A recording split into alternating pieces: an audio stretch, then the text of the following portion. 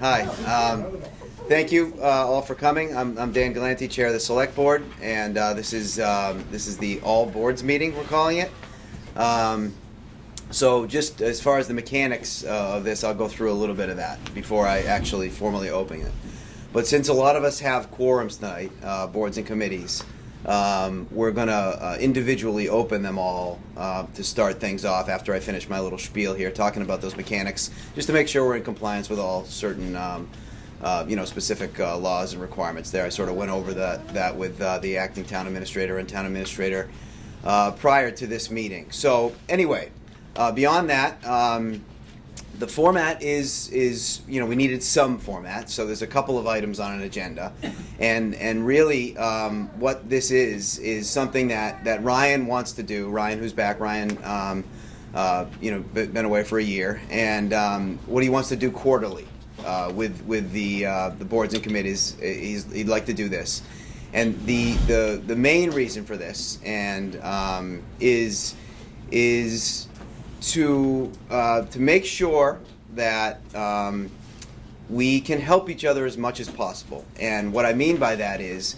there's lots of opportunity between our boards and committees potentially for cross collaboration. And it may save a lot of work for one committee because somebody else is doing something on something else. And so the ideas here are that's sort of the ultimate goal. I have no idea how this is all going to go. We haven't done it in quite a while, but overall, that was the sort of genesis of it, was to see if we can provide that sort of opportunities and to gripe and all the other stuff that sort of may come out of this. But what we're going to do, is basically I'll sort of start off from the select board standpoint after we open all the meetings individually. I figured it was just easier to go through some of the ground rules to start off with, and then. We basically put on the agenda, 3 minutes. This is not like time. There's nothing I want to do less than look at my watch and time somebody on how many things they're bringing up. But generally, we want to sort of move through it, to go through, whether it's issues, whether it's things coming up, whether it's things you're working on, or whatever.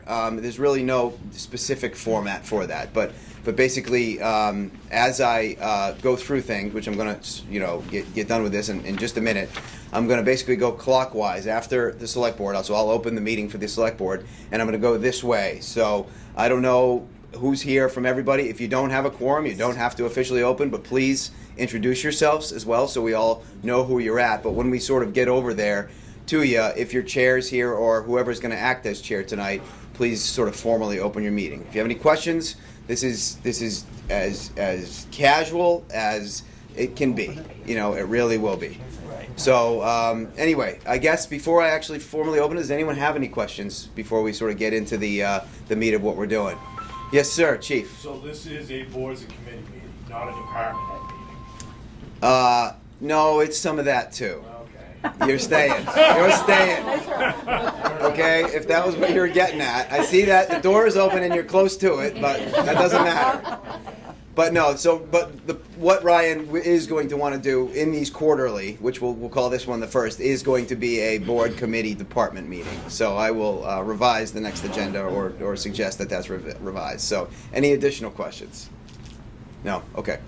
All right, so as a select board, I'm going to open this meeting officially at 6:42, and I'm going to push it this way, and if somebody could just continue on around and open all the meetings that are here. Again, I'm Dan Galanti. If you could just introduce yourselves. This, again, no sort of real format, sort of jump in, people talk over each other during this process, that's fine, like I just did. So anyway. Hi, I'm Peter Russell with the Finance Committee. I'm Joshua Lerner, and I guess I will formally open the Finance Committee meeting then at 6:42. Thank you. I'm Chuck Reed, also Finance Committee. Peter Walker, Finance/Economic Development, and there's no quorum for economic development. Okay, thanks, Peter. Why don't we head back there? Mike Stahl, Public at Large. Sounds good. Thanks, Mike. Bob Hayes, Fire Chief. Chris Borrego, Select Board, Arbor Committee. Christopher Monroe, Planning Board, ARPA Committee, and Chair of the Agricultural Advisory Committee, which is a special subcommittee working on some suggestions for agricultural development. Okay. Oh, and EDC. Got that. Heather Monroe, Selectboard, and ARPA, and this will reopen the ARPA committee meeting. And we also have Cody Monroe, who's a member of the public. He's hungry. That's your easy out right there. Yeah. There's your pinch underneath. Gotta go. Katie Young, Select Board, EDC, Special Events Advisor, Agricultural Accessory Bylaw Subcommittee. I think that's the top 4. Yeah, Yeah. it's enough for now. Jeff Williams, Select Board. John Mason, Chairman of Council on Aging, Friends of the Hubs Senior Center, Golden Ager, man about town. And Mark Wigler, Regional School Committee. I'm only one of 15 members here, so we don't have to worry about a quorum. Sounds good. Ed Blanchard, advisor to the Vietnam Memorial Committee. Dolores Ordway, Vietnam Committee, CPC, Sir, maybe the Historical Commission. Bill Shea, Chair, Vietnam Veterans Memorial Committee, and Hubbardston Cultural Council. Not quite a quorum on either. Okay. Albert Alfonso, Select Board, Cable Commission, and Zoning Board of Appeals. Oh, assessors too. Sorry. You did say assessors. Jonathan Brinker, is it official? Cultural Council Committee. Tom Collier, I'm the chairman of the Agricultural Commission, and I'm also the chairman of the Cable Committee. Nancy, you really wanted to get in there first. I have not have a quorum on either one. Okay, thank However, you. we've voted on what we want to talk about. Sounds good. Nancy Afonso, COA Board. Sheila Pelletier, Veterans Agent. Alice Livedall, Chair of Planning Board, and I'm on CPC. We don't have a quorum For either. for Planning Board, for Planning either. board, yeah, okay. Right. Right. Susan Worth, Open Space Committee, CPC, and a member of the Historical Society. I'm Rick Jones, Open Space Committee. All right, thanks everybody. I think we are good. So one other thing I'm going to say is, as you can see, we're being recorded, not broadcast live, right? Okay, so we're being recorded. So please know that this will be available to the public, following this meeting. So I'm going to start because I'm standing. I know can't everyone tell, but I am standing. Alice, you can't laugh. So I thought one that I would bring up anyway from the Select Board, just so you can sort of see format-wise how we're talking. So, we have a number of issues that are always issues with the Select Board, and those include how much the schools cost, towards our total budget, right? So those are things that we're always sort of discussing annually. How poor the roads generally are, even though we do our best to maximize the money that we have in fixing them, and how much a hot button is for town infrastructure, meaning this beautiful room that we're in now, and the adjacent rooms that make up town offices and all the other stuff in town, fire and police and all that. So those are some major ones. But one thing I want to lead with here is something that we know that affects a lot of different boards and committees, and that's the building department. So this might be something that others are going to be talking about as well. But we have kind of been in crisis with what's going on with the building department. If for everyone who doesn't know, we had a regional agreement kind of. So we with the city of Gardner, which is expiring soon.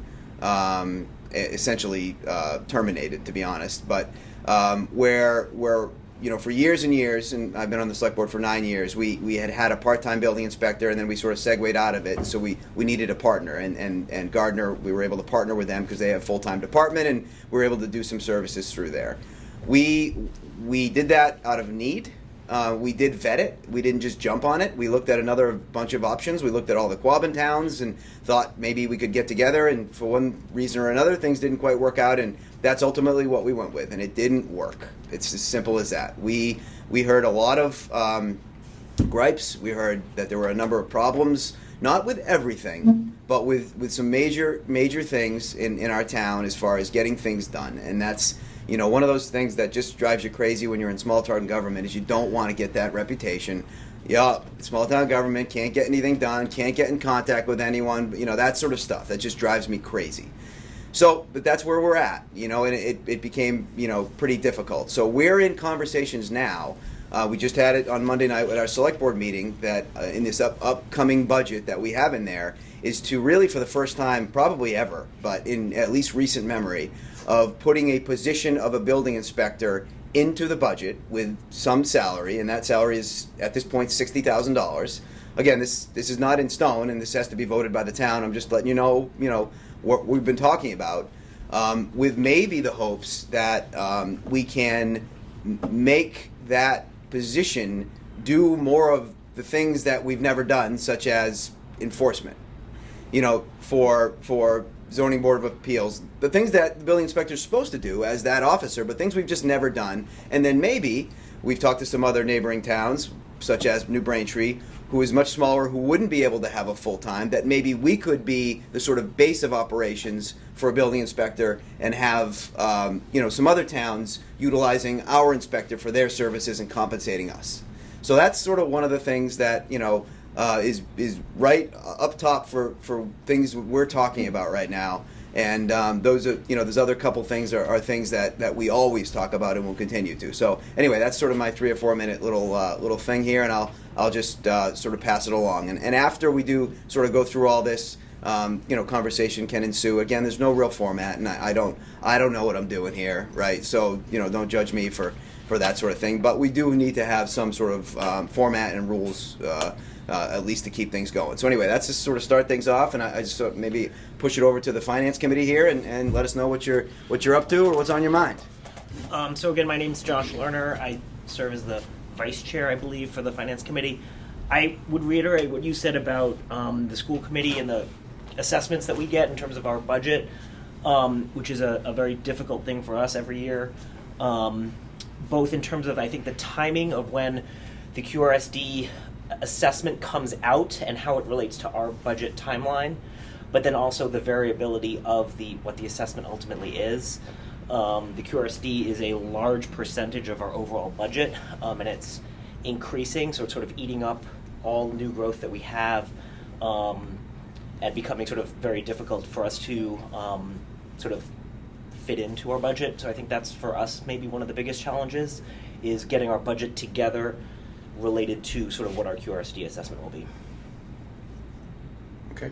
Anything else from the finance committee as we're sort of moving through? No? All right, we'll move things along. Public at large. I'm I sorry, have go. no comments, just here EDC. for observation. Yeah, all right, we'll bring it back. So EDC, sure. Yeah, okay. So we've been working on a couple of things for, COVID kind of put a hamper on everybody, obviously. Yep. And so we've been, the Town Center Overlay District bylaw. So we've been working on that with the MRPC, which stands for Montechusett Regional Planning Commission, through a DLTA, District Local Technical Assistance Grant, to create a Town Center Overlay District bylaw. So we've been hot on that for a while now. COVID slowed it down, and then the grant expired, but we were able to get it renewed, so we're back into it again. Also, agricultural accessory use bylaw has an ad hoc committee has been formed to work with us on our agricultural accessory use bylaw that would provide opportunities for our farms to supplement their farming income by including businesses that combine agriculture, agritourism, outdoor rec, and other farm-related activities. Also, the EDC's third annual meet and greet will be held this autumn. The theme of this year's meet and greet will be determined in the next few weeks. The Hubbardston Small Business Guide has been completed. That's been a work in progress for a couple of years. The guide will be sent to each department included in it for final edits in the next few days, and then will be available online as well as hard copy on June 1st. And welcome kits are being created for new residents and new businesses. We've spoken to Allison Smith about including information, events, etc., from the Agricultural Commission to be included in the welcome kits, and we're extending that to any other committee as well. Okay. That's all I have. All right, appreciate it. How about you, Bob? you know, what's going on with you and what else, you know, do you, I'm just, you know, open it up to whatever you're gonna say. I'm not trying to push you in any direction.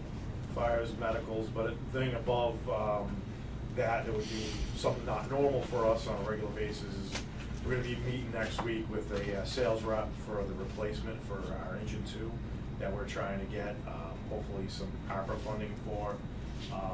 It is on the capital plan for FY24, and just from 5 years ago, when we had a ballpark price to go into the capital plan at $550, an area town in Paxton just recently built a truck that's similar to ours, and it's priced out at $741,000. Whoa. Just due to increases in inflation and everything with COVID, the price has skyrocketed by $200,000. What's the lead time? Sorry to jump in, but I'm just wondering, 'cause this is. Anywhere from, I believe it was 14 to almost 2 years, just under 2 years, 14 months to 18 months. It's quite a build time, once you Yeah. say, yeah. The other difficult thing that I was telling the Arbor Committee about was pricing for most companies is 60 days.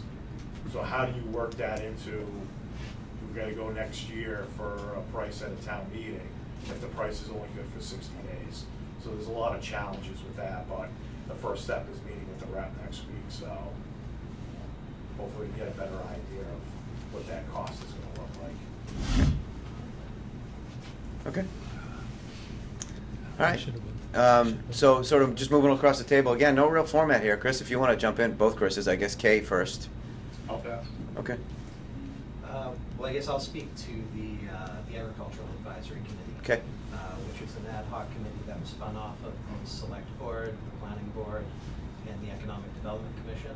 And what we are working on is a recommendation to the Selectboard and the Planning Board for some alterations to our zoning to help farmers out and to help out agritourism or ecotourism. It's loosely based upon what some other rural towns have done, specifically Rutland and Bolton, where they've made it clearer through their zoning what accessory uses to farming are allowed, because there's a lot of confusion on it. And we put together a committee that has a representative from the Planning Board, which is myself, representative from the Select Board, which is Katie, and we have four other folks. We have EDC, which is Yeah, Whitney. we have EDC, which is Whitney. And the Agricultural Commission, which is Keith. Yep. And then there's a couple farmers on there as well. Yep, and, 2 members from the community that are farmers, and then Mark from Open Spaces on it. And where we've been at is we've kind of taken stock of what we have for farms. We've taken stock of what they believe would be helpful for them. And we're putting together some recommendations for some expanded uses, specifically for farm properties that relate to farming in some shape or form. And although it seems like something that's small, it's actually something that I think is going to turn into a huge policy issue and policy opportunity and improvement in the town, in conjunction with some of the other stuff that the Planning Board and the EDC is working on, like the town center zoning overlay. That's probably one of the biggest strategic things we have going on right now as a town. So it's hopefully going to fit in, and I hope everybody pays attention, follows along, and gives a bunch of feedback when we start having public information sessions. Yeah, those are always hard to get people to. You know, as beneficial as they are, they're always hard to get people to. Okay. All right, Chris. So Select Board, there's 3 more of you sitting there. Is there anything else you wanted to bring up while I was after I did what I did? Yeah, just on the ARPA side. So we just had our ARPA subcommittee meeting, or committee meeting. It's the advisory ARPA board to the Select Board. Where we are right now is we just closed round 1 of applications. So if you all recall, we had 1.4 million that came in for ARPA funds. We're down to having just over 400,000 that has not been appropriated yet.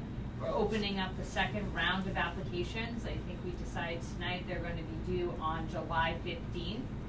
We're hoping to release the updated application packet as well as the application itself around June 1st giving people about a little bit over a month and a half to get their projects in. We're really hoping to try to condense and consolidate the process, make the application a lot easier, really targeting 3 categories, one being lost revenue, so that really has to do with businesses, nonprofits that can demonstrate a lost revenue over the course of the past couple of years during the pandemic. One is for capital requests, so whether it's a business or whether it's someone like the fire chief or some project that is town related or another business of sorts. And then the third is for other projects. So this would be, where we have like the Habitat for Humanity bill piece, or other things that are more specific or one-time items. So we did just finish that piece. One thing we're gonna try to throw in this time that we didn't last, which is a little information session night on Zoom for like an hour or so with only about 2 members of the Arbor Committee, so that people, if they have any questions on their application, they can come and ask initially. We do have a very cutoff deadline, so it's gonna be July 15th. So if the application's not in July 15th, no money, no consideration, no nothing. We are going to very strictly require people to have a completed application. So if the application is missing any elements that first time we meet after the applications are due, we're gonna give people 2 weeks to remedy it, along with, an email with, here's what we need from you to be able to complete the packet on the checklist, give them an opportunity to return it, and then we will be figuring out what our methodology is going to be to determine which projects we review in what order, because we're gonna have a lot less funds the second time around. So we will figure that out the next meeting, which is going to be in 2 weeks, and it will be all included in the packet when we release it the early June. So if you have any projects or anything you're working on, or I know last time a lot of people said they weren't aware that we were doing this, we will post again on Facebook and do Code Red and the website, any other methodology we can come up with to disseminate the information. We will try. If you have any suggestions, let either myself or Ryan know, and we'll make sure we try to get it out every which way possible. And real quick, if I could just add, so you said we don't have as much or whatever words you used there. There's still 400,000 plus, right? And out of the 700,000 plus that was spent during the first round, 500,000 plus was Lombard Road, right? So just to scale it for everybody, there's still a chunk of money that we never see around here that has a wide-ranging or no real definition for use. There are certain categories that sort of fit in, but almost everything does. So just thanks for the update. Katie. All right, sure, I'll talk about special events. We have a bunch coming up. The next one that's coming up is the June Fair, Hubbardston Fair on June 11th, which I have been wrangling a lot of fun things going on, plus a lot of the small businesses and entities will be there set up. I do encourage, especially elected and appointed officials, to come to these events. The same like with Memorial Day, which granted I'm not on that committee, but like the parades and things like that, I think it's very important. I know everyone can't make everything, I can't make everything, and I try really hard.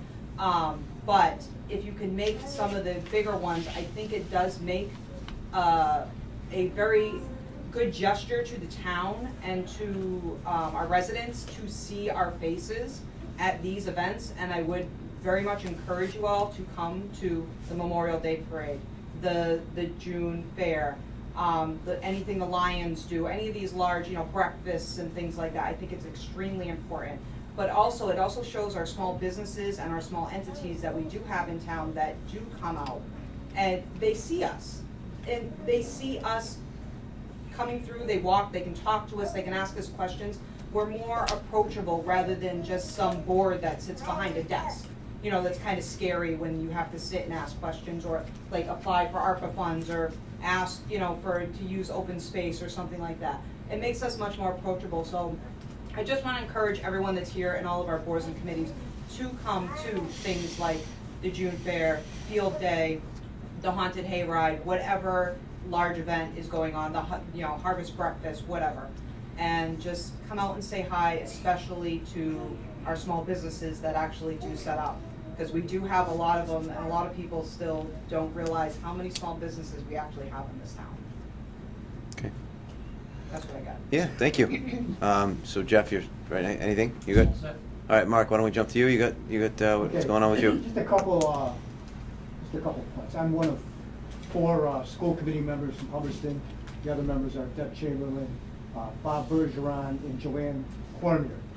We only this year, for a while, we were operating with a couple members, and we solicited Joanne and Bob Bergeron. They both have a school background, which is actually beneficial to us. We met about a month and a half with the select board, and we're well aware of the challenges that the towns, not just Hubbardston, but the towns throughout our district have in meeting the Quabbin Regional School District budget. Now, we're right now still meeting on the budget. We're in our 3rd iteration. The first iteration was 5.9% increase.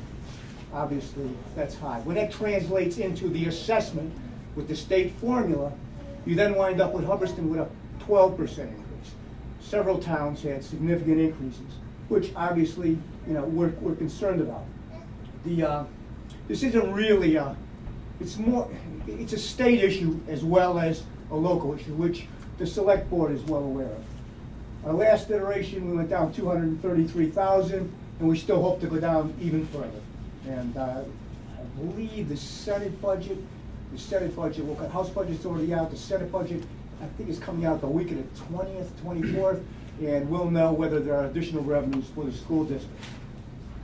You actually have, I'm fairly proud of the school district. My kids went here, and the fact of the matter is, you have 292 students who school choice into this district, the 2nd highest in the state. Now you say, well, how many people choice out? Well, during the first year of the pandemic, 60 kids, choiced out.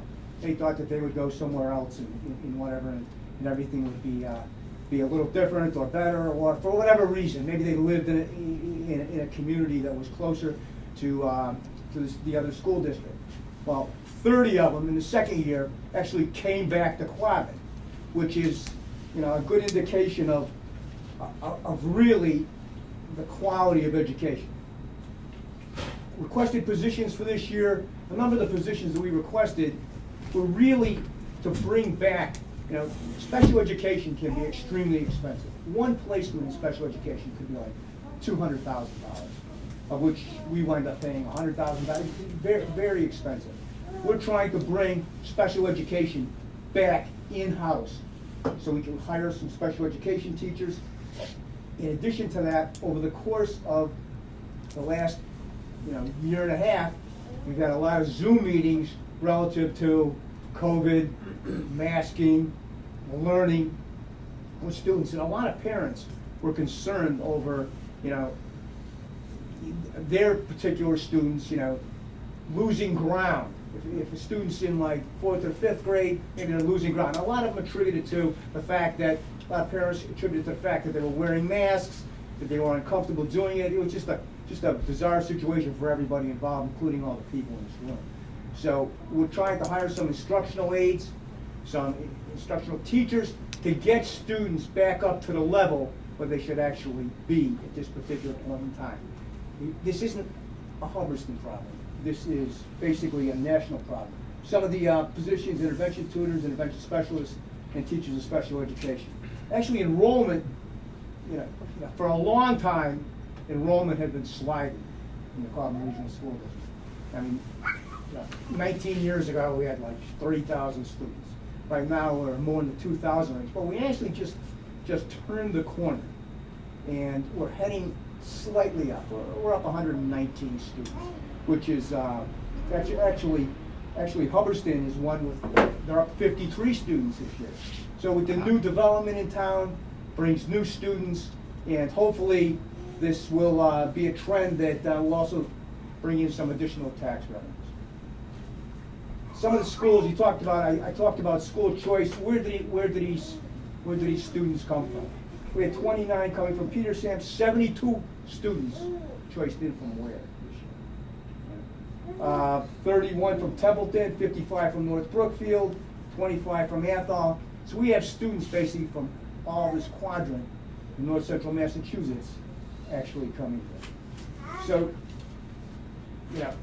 this year, is gonna be a challenge. We're using some school choice money to help offset the budget. I know there was some discussion about E&D and why we haven't used that to the extent that we have. I mean, last year, we used $427,000 in E&D.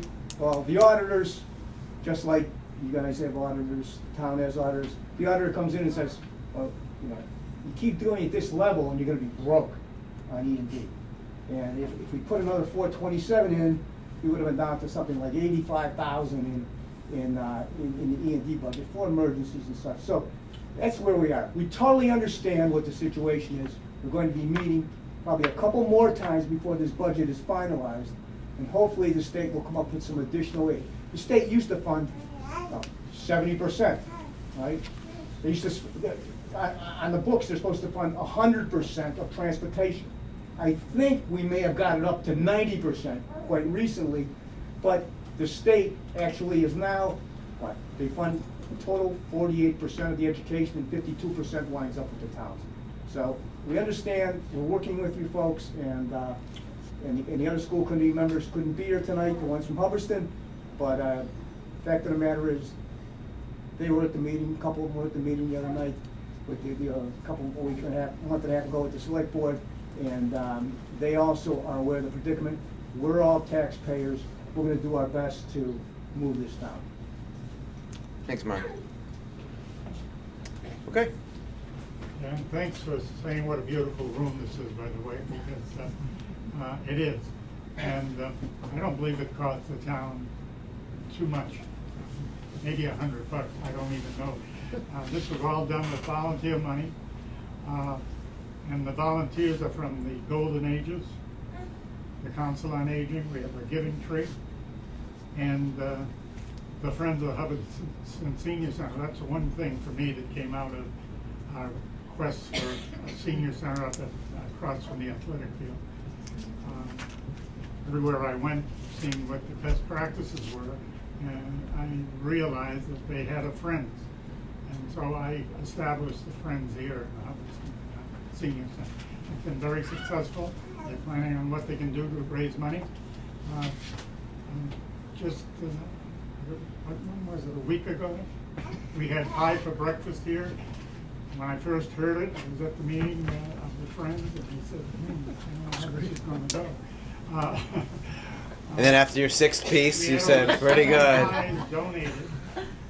We made over $800, and good things happen when you do good things for other people. A lady came in, we used to bring around her father, who lives over in one of the developments down the road here. And she wrote a check for $1,000 and said, family wants to thank you for what you did for my father. So that's the kind of, I have a heart for seniors. I'm one, obviously, 89 years old. I've been the chairman a number of years ago, for several years. I was asked to come back recently when the current chairman had some health issues. And I have a heart for seniors. I'm really concerned, folks, about seniors. How are they going to pay their heating bill? They're on fixed income. They're on Social Security. When you order oil today, the minimum is $100. It's up over $7 a gallon right now. I pray it goes down, because that's a big bill for a senior. And I think we're gonna have to think about what we do to help them out. Maybe we've got to get grants for meals, et cetera, et cetera. We've got to do a lot of things just to help them out. It's no pleasure going to the supermarket anymore either. All the prices are going through, and it's all related to oil. I might say that at a candidates meeting, I suggested that our reps and senators that came, we have one of each,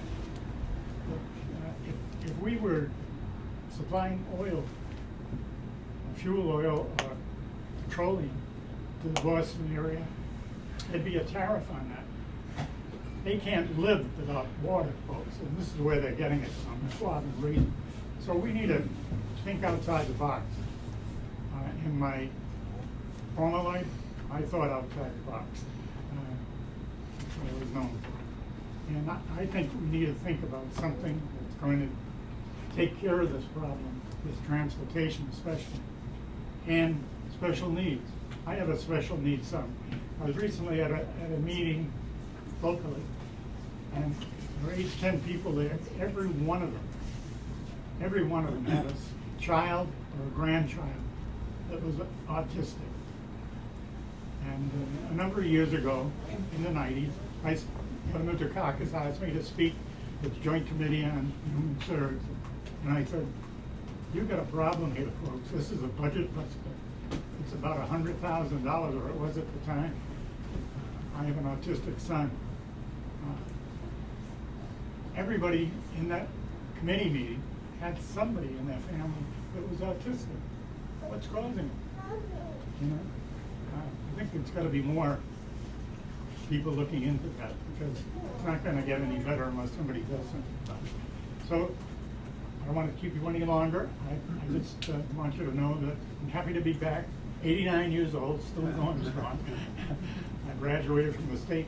I retired from the state police 29 years ago, so that tells you something.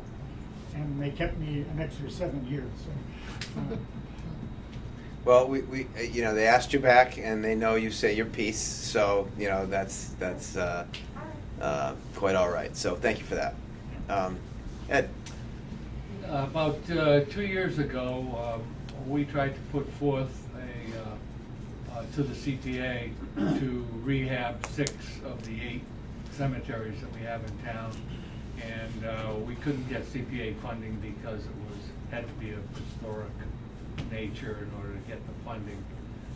So I'm going to be working with the Cemetery Commission, Paul Sweeney, and we're going to reapply to see if we can't rehab 6 of the 8 cemeteries that we have in town. I understand that the fence that we have down on 68 is coming down before Memorial Day, and it would be my hope that we could install some new fencing there, because that's the gateway to Hubbardston, and it would really be nice to have that look well. And all of the other cemeteries need attention, and we put together a great plan 2 years ago. So we're going to be coming to the ARPA and making a filing there, so please really do a nice job and have those look well. So that's my next project. Nice. I have to leave, I'm sorry. No. Now that I'm done. I'm sorry to you people. Thanks, Ed. Tell them you saw me there. Okay. All right, who's next?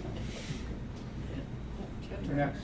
No, I'm just part of this. Yeah. All right, John's a tough act to follow, but Bill Shea, Hubbardston Cultural Council. We have 5 on council, and we have a full complement, but 2 of the positions will be opening up at the end of June. But we found 2 candidates, so I'm glad that Jonathan came this evening to get an idea of overall what committees do in town. Each year, we serve under the auspices of the Massachusetts Cultural Council, and we receive a grant allotment. This coming year was a little over $6,000. There is a bid process.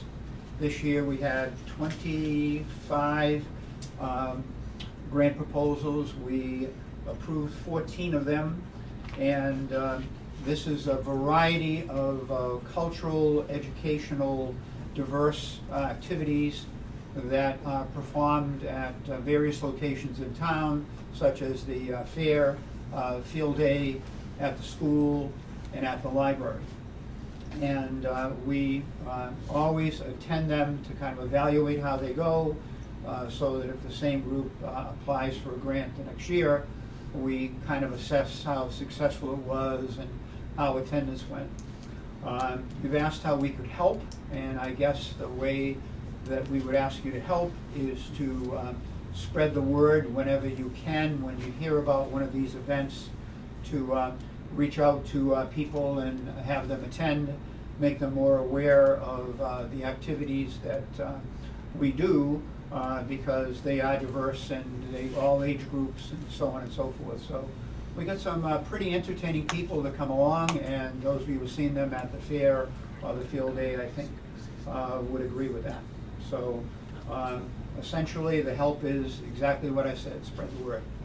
I'm also the chairman of the Hubbardston Vietnam Veterans Memorial Committee. And we have 7 members, 7 very active members.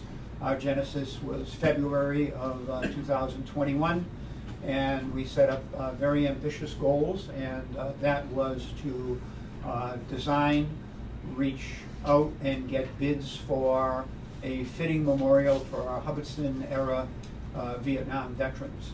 And we established a goal of $30,000. The generosity of the local community, businesses, organizations, and citizens, we raised $48,000. So a lot has happened since that first meeting back in March of 2021. Our deadline for designing the memorial was Veterans Day, November 11th of last year. Not only did we have the memorial designed, but it was well on its way to being completed. And with the funds that we raised, we were able to expand our goals to include all of the other monuments in town, including Span Am, World War I, the World War II Memorial, and also the Korean War Memorial. But most importantly was a Civil War monument, which was first erected in 1884. It's been rehabbed a few times, but it was in really poor condition.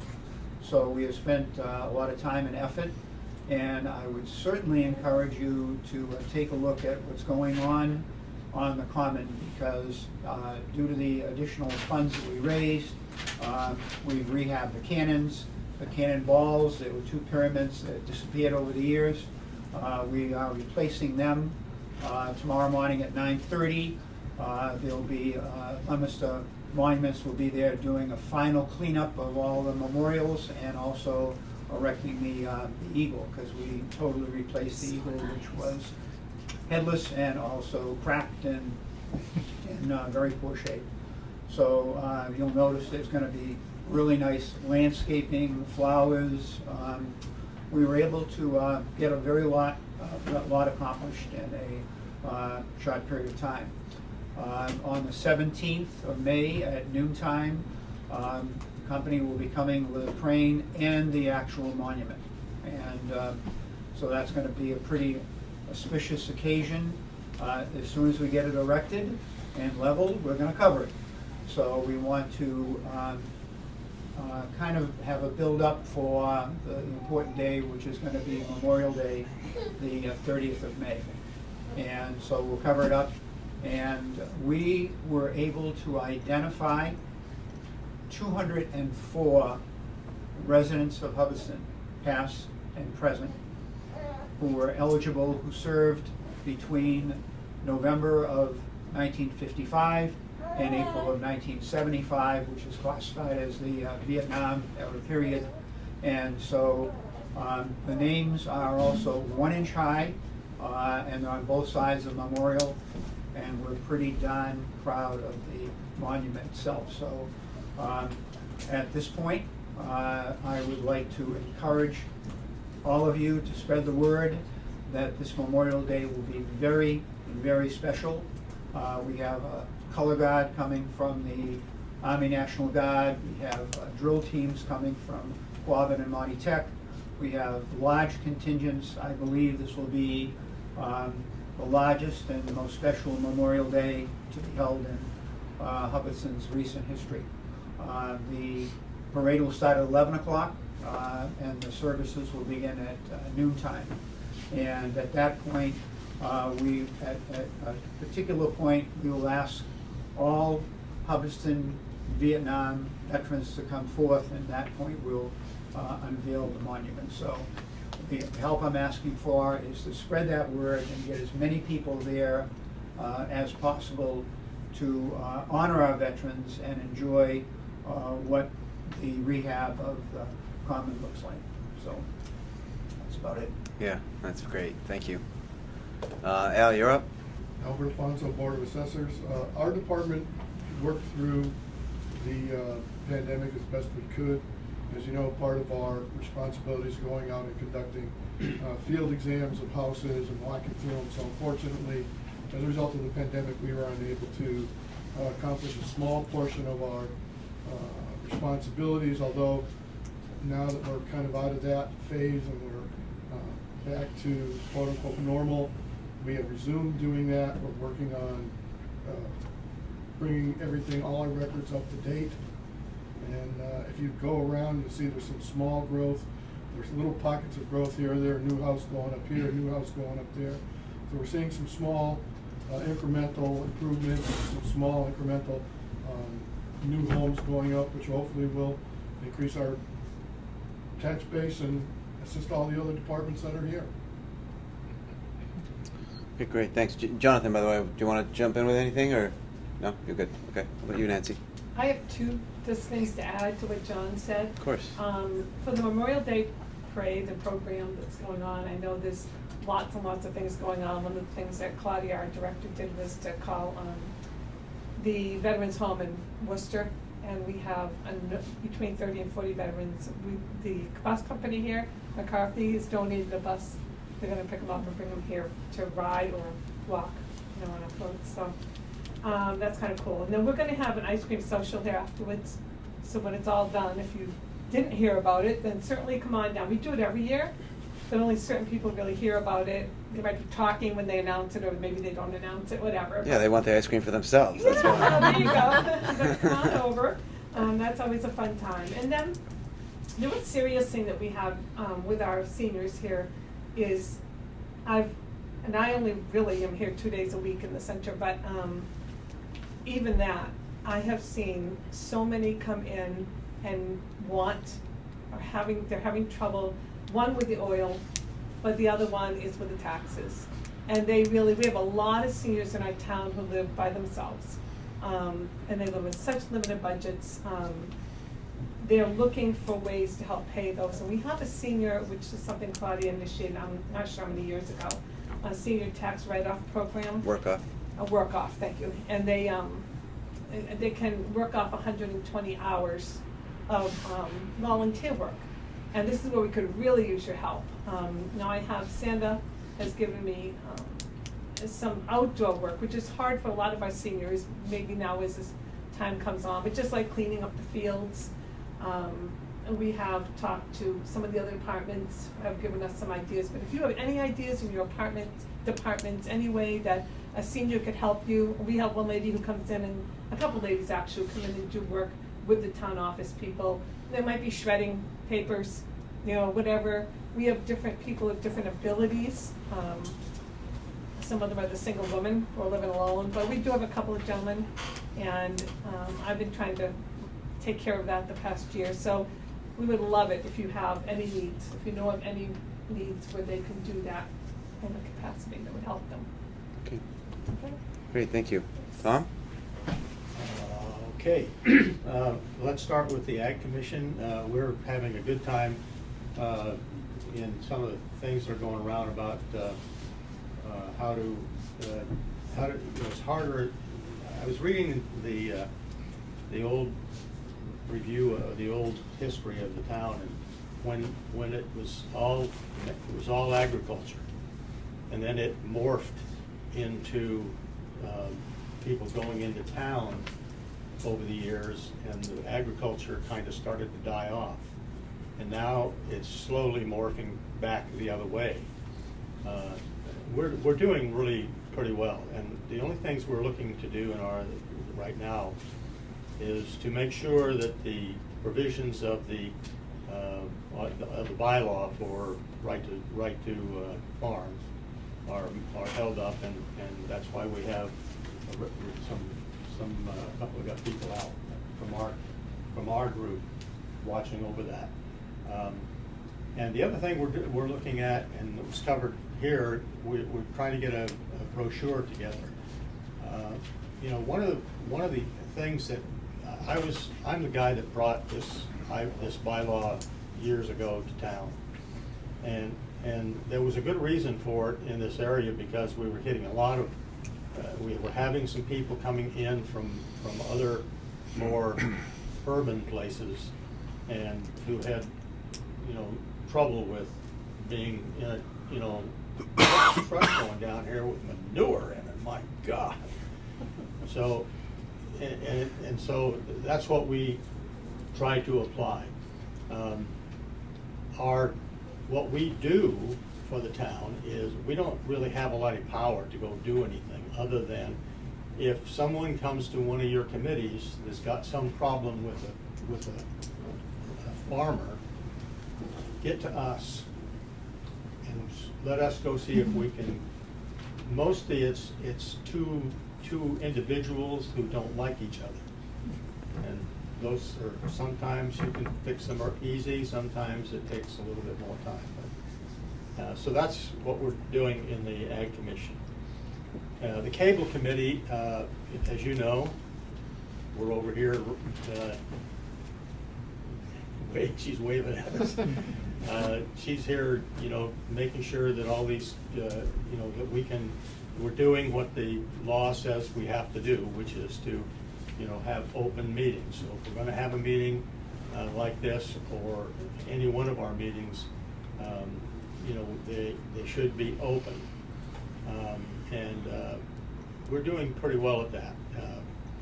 We have a couple of problems.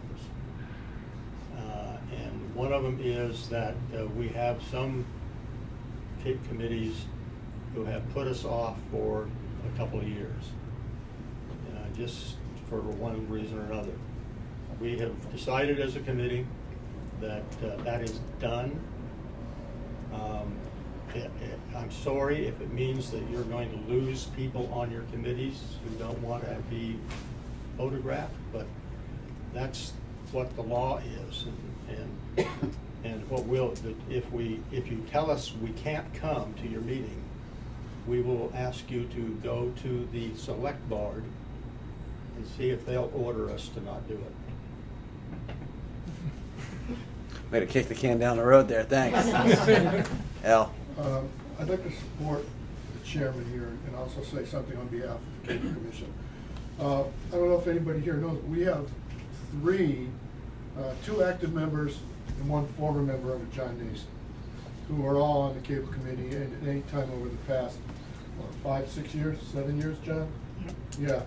And I have to applaud John on behalf of the fact that he undertook the idea that we should have high-speed internet access for this town. Now, for some reason, things didn't work out.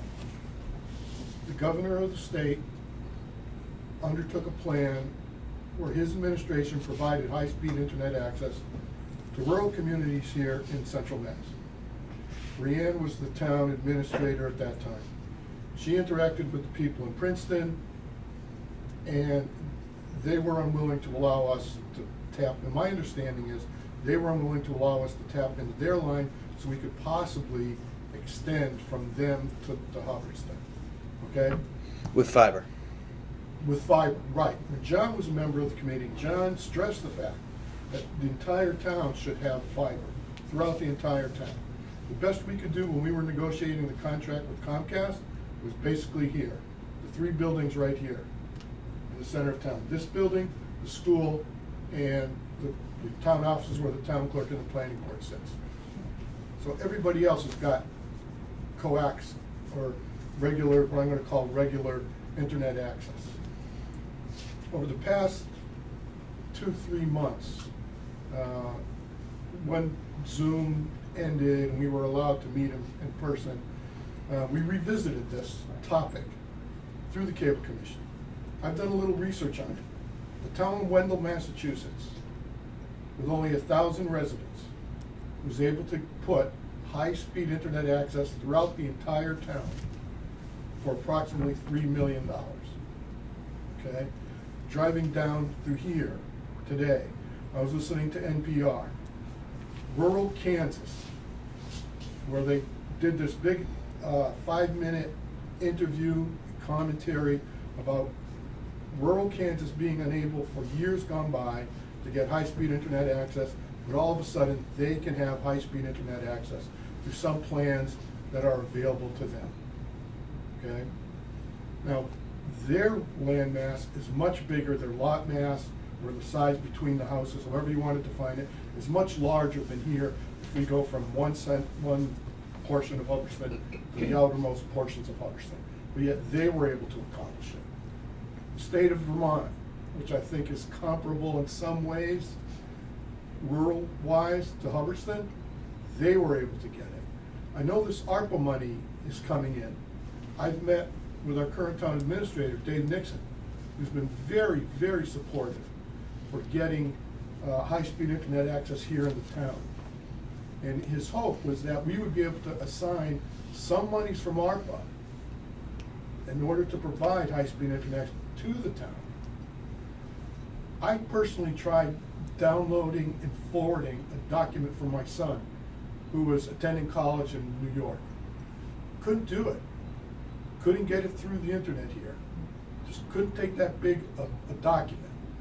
If we're all here to support growth, if we're the assessors board, and expansion of the town and increased revenue, people coming in, if we have another pandemic, if they're able to work from home, if they're able to do their business at home, want to access the world in the quickest, most viable means possible. And the internet seems to be that way, that society is going. So I think it behooves the select board, the 3 members here, 4 members here tonight, look at that ARPA money that's coming in.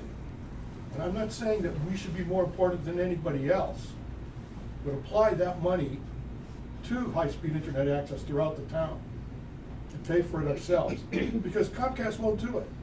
When we were in the negotiation board and we talked to Comcast about doing it, they said no. It's too far in between houses, especially when you get to the outskirts of town, not viable, not profitable. Okay, thank you. Tom, anything else? Nope, that's it. Okay. Thanks, Tom. That's enough. I'm not a committee. I'm a department of one.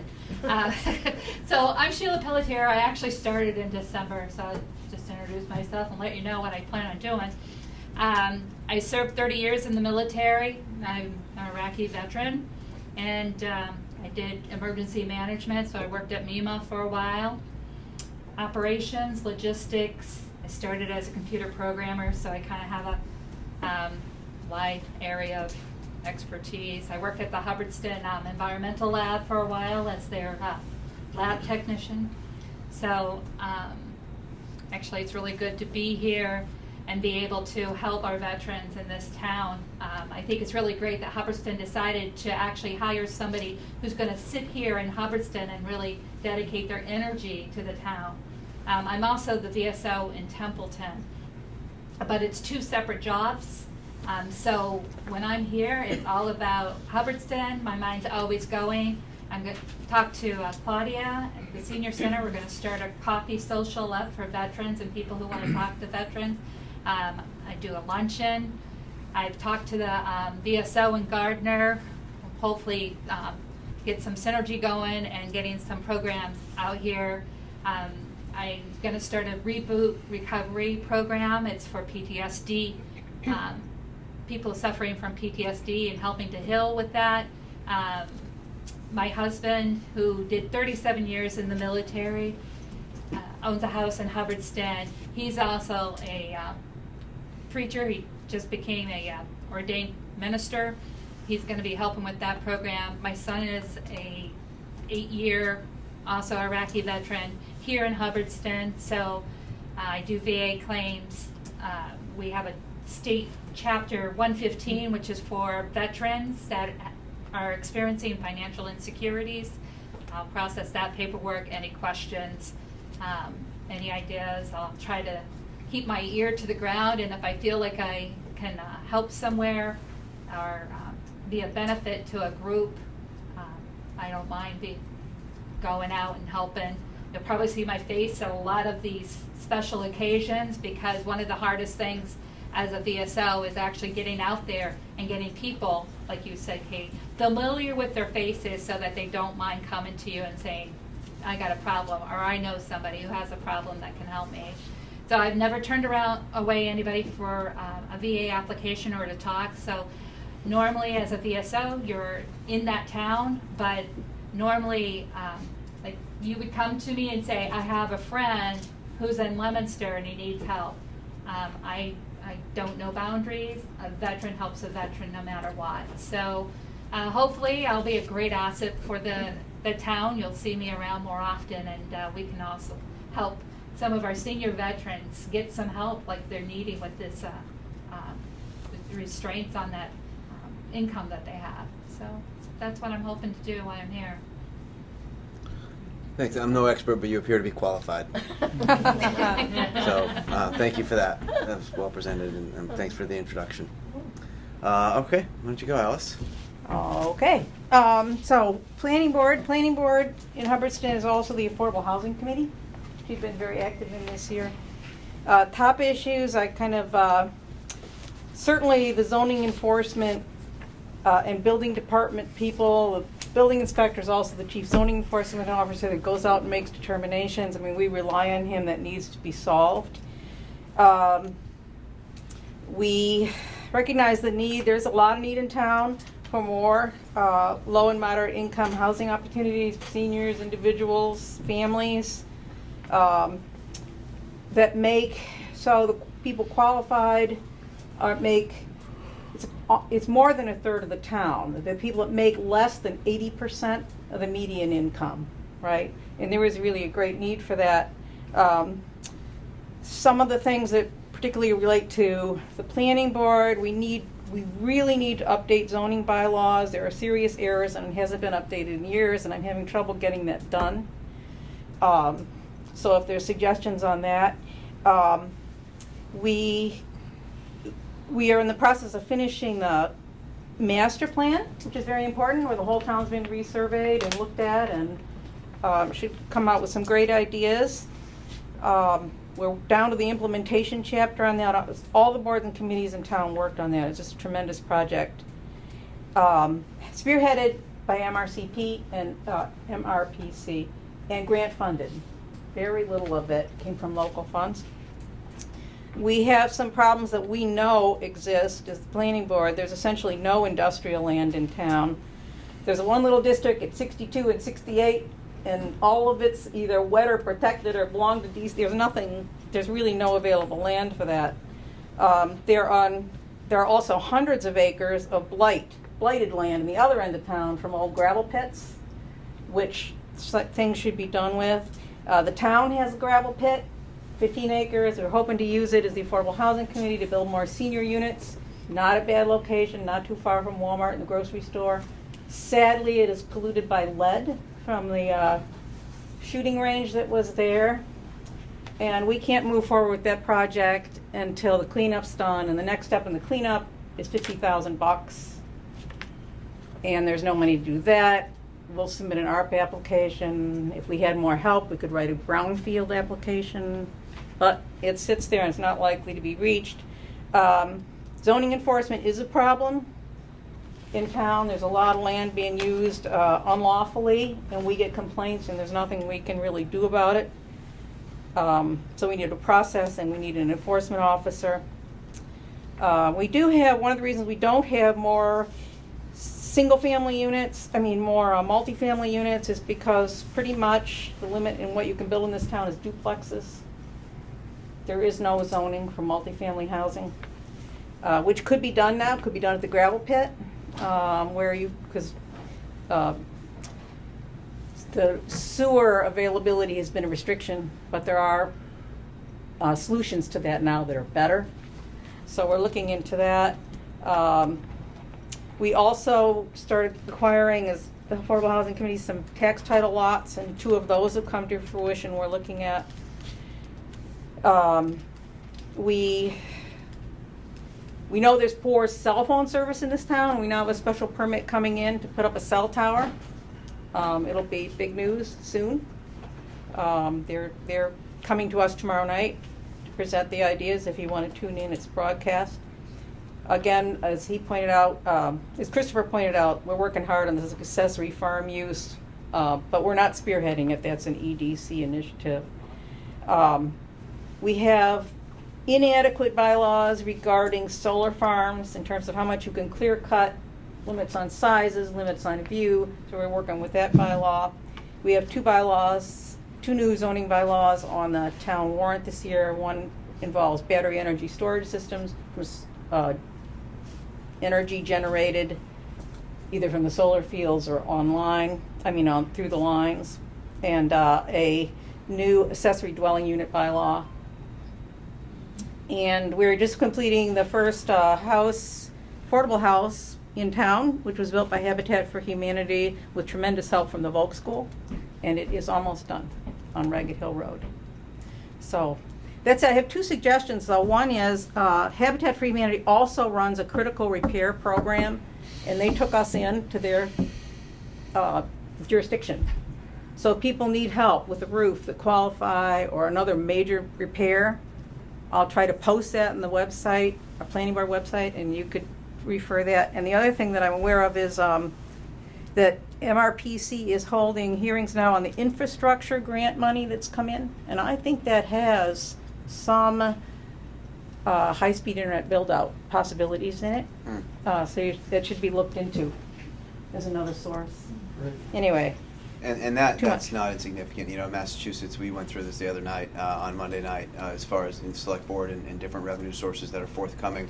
None of the numbers are set yet, but that's not like a little number. That's $9.3 billion coming to the state of Massachusetts, which any portion of $9.3 billion is a lot. A lot. So we are still waiting to hear sort of how that's allocated, and again, what the rules are for use. So ARPA, for example, when we started, we didn't really know the rules, and then the rules got a little bit restrictive, and then they completely changed and said there are no rules. I know I just made that up on the fly, Heather, okay? But generally, that's kind of what happened. That was right. Is they said, you know, if you're under $10 million, if you receive under $10 million as a town, which we did, 1.4 million, you know, we'll look the other way. You know, it's kind of even though everything we're doing is legitimate, and I don't even know how to say this to you. I don't have to say it to you people here, but still, there are other things that factor into the infrastructure bill and what we can and can't use for it, but that'd be fabulous. I just got a survey from MRPC and I forwarded it to Ryan on what our town needs and the information on when they're going to have those information sessions. So. All right, thanks, Alice. All right. I was delighted to hear your welcome kit. I welcome the idea of welcome kits, and you'll see why in a minute. As I mentioned before, I'm an open space CPC and a member of the Historical Society. And this evening, I'm floating an idea that already involves these three organizations and hopefully will eventually include other town boards, committees, clubs, societies. As Alice just mentioned, our Ragged Hill Habitat for Humanity house, home, oh, that's a better word, is nearing completion.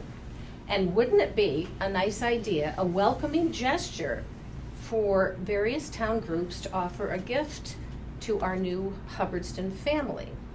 Some examples. It doesn't have to be fancy, doesn't necessarily have to be something you purchase, something you make, but the Open Space Committee is going to provide a walking stick, compliments of a beaver from a dam, and then we're going to make it, burn the Ragged Hill into it. And then our new family will get trail maps, Mount Jeff, and then a coupon for a guided hike to see the view out at Malone, the Wachusett view. So that would be the open space. That was a no-brainer. The CPC, they've done a lot building a house. So the gift from the CPC is going to be this birdhouse that says, "Home, sweet home." Couldn't be more perfect, right? The Historical Society is donating a Hubbardston Town history book. The Council on Aging, we don't want to leave them out. I just mentioned it casually. Go ahead and try to leave them out. No, of course not. I mentioned it casually as I was getting my pie for breakfast. By the way, they should do that every year. Tickets. And I said, this is what we're doing. And can you think of something that you folks might do? And she went right to the cupboard and said, I'll ask my board if you can have one of these Hubbardston 250th anniversary Golden Age cookbooks.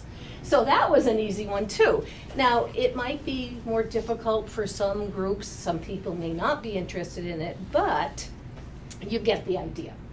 And if you have any questions, it's totally voluntary. Don't feel any pressure. On the other hand, if you think of something that might work, go for it. And if you're interested in participating, please contact me at chowlil@charter.net. As far as working out when these would be presented, I'm guessing that maybe when the home is... There'll be a ceremony. Yeah, and so... For the homes, that should be the time. I'll try to send out the info. Yeah, something like that. And I did write out Habitat. my email address if you would like one of these just to have. So we'd love to have you participate. Thank you. Why don't you just spell that real quick, because it's going to be on. Chowlil. CHOWLIL. Chow is in the dog. Chowlil@charter.net. Okay. So. I think every one of us would have guessed wrong, so I'm glad you did spell that out. Okay. You have to meet the chow. Okay. All right, last briefly, I'm Rick Jones on the Open Space Committee, and we'd like to put on everybody's radar that next year we're due to have our open space and recreation plan updated. It's going to be about a year-long process. We're going to be starting to work on that in July, and my reason for being here tonight is to make you folks aware of it. If you want to see the previous open space plan, it's on the town website under the Open Space Committee side of it. And what I'd like to ask everybody to do is participate in the process. The last update we had was 2016. We're required to update it every 7 years. It's an important, really important document for the town. It allows us to assess where we are, where we'd like to be, and how we're going to get there. Set some goals, do some planning. And one of the things it allows us to do is be eligible for grants for a number of different things. We just recently, this past year, received a grant for the Mass Trails, the Mass Trails grant. We're going to be upgrading the kiosk and the trail signs and way signs at the Malone Conservation Area and Mount Jeff. But there's a number of grants that are available that you have to have a current open space and recreation plan. And while it sounds like it's kind of limited in the fact that it's open space and recreation, it really requires a lot of information about the town, not just about the open space in town, not just about the parks and recs, but what you're planning to do into the future. And given that the EDC is working to promote ecotourism, the planning board has been working on our master plan. All of these documents and plans have to dovetail together. And so come probably early to mid-July, we're going to be coming to each of your committees, organizations, departments, etc., and ask for, at the very least, someone we can contact when we need information about something that has to do with your function in town or your department or whatever. I guess a good example would be the last go around. I came to the town to see if I could get information on ADA requirements, which is one of the requirements of the open space plan, and what facilities in town, whether it be parks and rec or buildings in town that were public buildings, had ADA accessibility and or plans for it. And there was nobody responsible for that, that function in town. And Lori eventually just signed up for it. Ryan twisted her arm, but those are the kinds of things. It goes broader than just open space committee and parks and rec. So we'll be coming to ask you to participate. At the very least, a contact we can come to to get information we need. It has to be submitted to the state and approved by the state. And we'll probably be asking you to, be on a committee that works on the process for putting this all together. So hopefully you'll be hearing from us, and we'll get a lot of participation. And from Mike, for the public as well, we're required to do public, sessions to get input from the public on this too. So. All right, thank you. Okay, well, I think everyone sort of said something. So I know I really didn't have an expectation of time here, but we're almost done. So what I'd like to do, though, again, everybody was very patient and sort of listening to everybody else. For a couple minutes, I'm happy to, if anyone has something that they sort of heard and they want to sort of chime in on, please do. Otherwise, I'm just going to sort of say a closing statement and we'll move on with our lives. I know everybody comes to a lot of meetings. So if anyone want to rebut or ask any further questions or join in, go ahead, Bill. Sorry, Nancy, he was up first. Just want to make you aware, please spread the word among the veterans. Thanks to the Council of Aging and the Senior Citizen Center. Any and all veterans are welcome to stop by at any time and pick up a hat and sign up, and we really want to encourage any and all veterans to participate in the parade. We're going to have a number of floats for walkers and for people who aren't capable of walking, and so it's a very special day for all veterans, and you understand the meaning of Memorial Day, and that's to honor those fallen from all the wars. And thanks to the Lions Club, in addition to the ice cream that you can enjoy after, the food truck will be out here offering hot dogs and cold drinks and chips and stuff like that. It was very generous on their part to offer to feed not just the walkers, not just the veterans, not just the people that are participating in the services, but everybody. So we realize that people have a lot of different events they can go to on Memorial Day, but we'd like to encourage you to spend a couple of hours here in your town and spread the word. Nancy? My question is, on the planning board, you mentioned the Habitat for Humanity have a group, and I think that's what we may have in our newsletter, the senior newsletter, but that they're offering to help with some home fix-ups. Yes, they have critical home repair program. Critical home repair, that's what it's called. So you can actually go, it's Habitat for Humanity, North Central Massachusetts website, and find out what they do and call them direct. And if you fit the guidelines, about a third of their repairs are roofs, but they do other critical. Yeah, you have to make, I think, less than 60% of the median income to qualify, but most people that need those kind of critical repairs fit that category. Right, well, we have a lot of people who call here, they're just out of the hospital or something, and they need like a ramp built, and the Lions Club is great for that usually, but it's kind of hard sometimes for them. Well, we need it tomorrow, they're coming home tomorrow, and it's like, we've got wheelchairs and all that stuff available through the Lions Club again, but the ramps. Give me your address when we leave, and I'll drop it off, and I'll give you a brochure. It might be what we have on the newsletter, I'll check with you. Okay. While you're at it, if you pick up one of the newsletters that's on that table here, and I was supposed to recite what we do, but most of it is in here. You get some idea of what's currently going on. Okay. All right, probably got time for another one or so. Anybody else? Go ahead, Mike. Mike Stahl, 5 Lombard Road. I've been to a number of the town's boards, committees, commissions, whatever we call them. I grew up in Hubbardston and have since returned, and I think the town is in good hands, so I'm glad to be back. There's a couple of boards and/or committees that I have been to and not represented tonight. One is the Board of Health, and the other one is the Library Trustees. Just noting, not because they're absent, but that they're doing good work out there, and there may be some ARPA-related projects that I'll talk with Heather separately about. Yep. That's it. All right. All right. Well, just real quick before we sort of close formally, because we need to close. So I didn't know really what to expect. I loved this.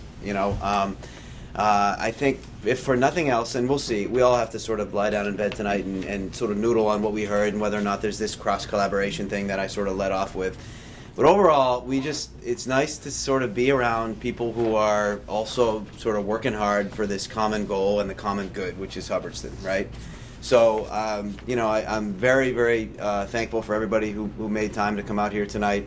Ryan will be, contacting everyone for sort of the next quarter when it sort of comes to it. But once again, thank you very much. And I will entertain a motion from the Select Board for closing our meeting. Motion to adjourn. Second motion. Any discussion? All in favor? Aye. Yes. Thank you very much.